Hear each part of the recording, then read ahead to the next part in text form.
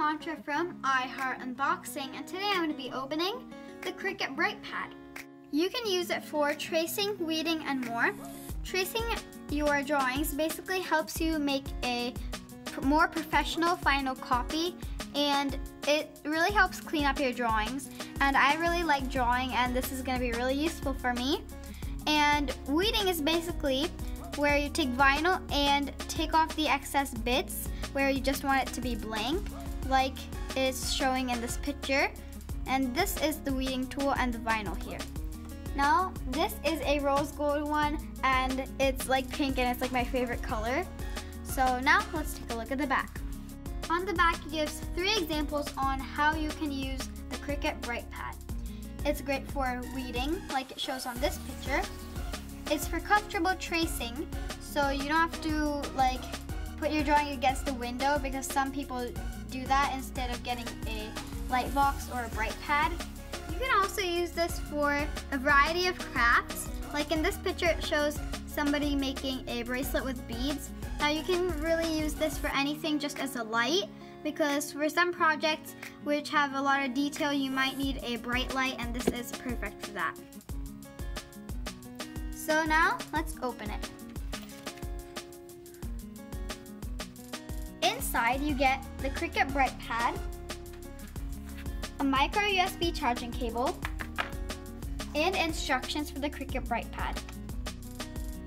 So the Cricut Brightpad itself has 3 buttons: an on and off button, a button to make the screen brighter, and one to make the light dimmer. On the back, it has little pieces to grip onto your table so it won't slide all around, and it's this very nice pink color. So as you can see, compared to my iPad Pro, the Cricut Brightpad is really big. Even though it's big, it's pretty light and very thin compared to this penny I have over here. Here's a comparison for how thin my iPad Pro is compared to the Cricut Brightpad. Now, they are both pretty thin, but I think the Cricut Brightpad, for its size, is very thin. The lit area is about 15 inches diagonally. So now let's turn it on. So I've turned off the lights, and now let's see how many settings there are. So this is on the base setting, and now let's turn it up. So this is the second setting, 3rd, 4th, and 5th, which is the brightest setting.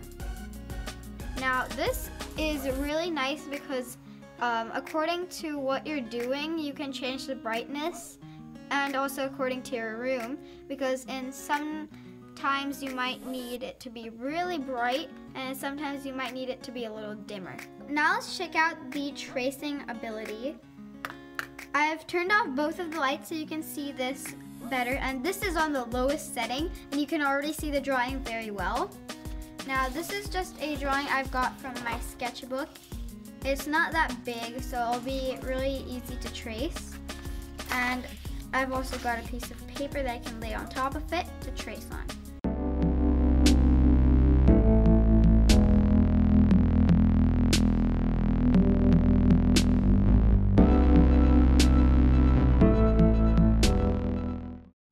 So I've gone ahead and finished my drawing.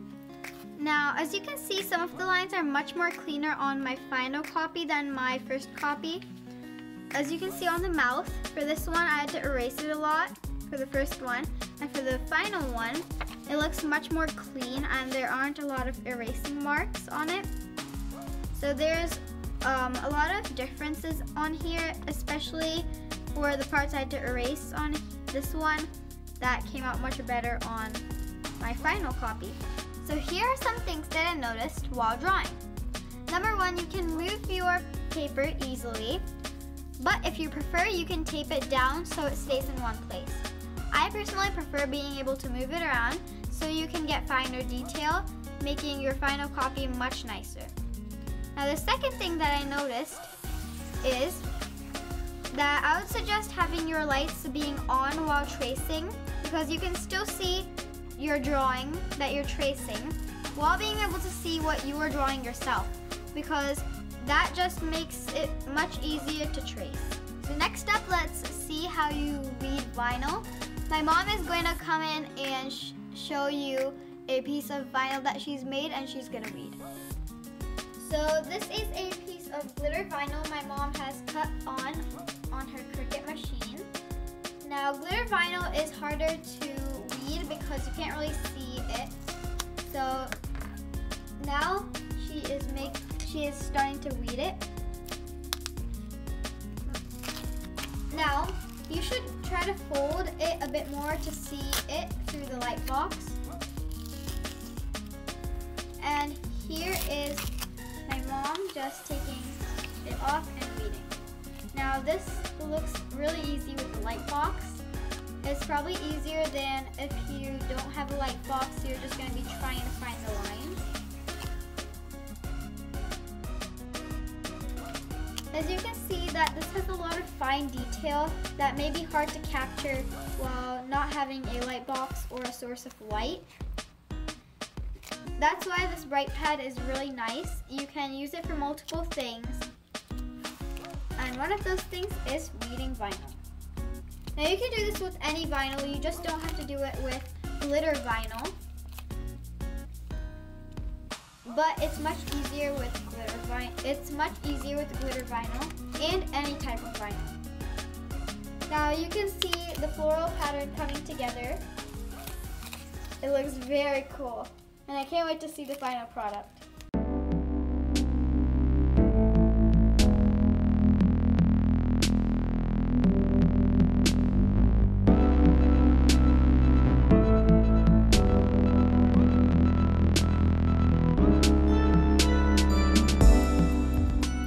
So here is the final product.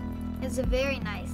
Now, why I need the Brightpad for this is because it would be really hard to capture this fine detail without it. So that is it, guys. I hope you enjoyed my video on the Cricut Brightpad. I can't wait to use this in the future for drawing. Please leave a like and subscribe to iHeart Unboxing. I'll see you guys later. Bye!